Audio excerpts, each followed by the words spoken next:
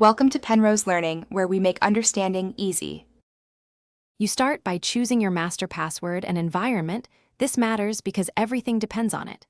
Create a long passphrase, aim for 16+ characters, and write recovery hints somewhere safe.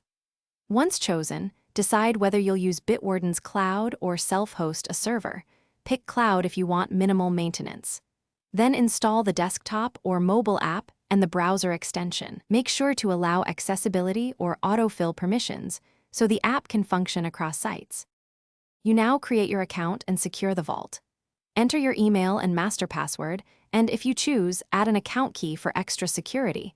This combines with your master password. Once in, enable two-step login. Use an authenticator app for convenience or a hardware security key for higher assurance. Next, import or add logins, then categorize them into folders and collections so you can find entries quickly. Make a few test logins to confirm autofill behavior. Finish by ensuring everything syncs and you have backups. Trigger a manual sync on each device, then test autofill, password generation, and secure clipboard clearing so you know what to expect. If self-hosted, enable scheduled encrypted backups.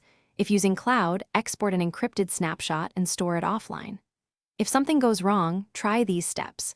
Force quit and reopen apps, re-enter your account key, and verify autofill and accessibility permissions. These actions usually resolve the common.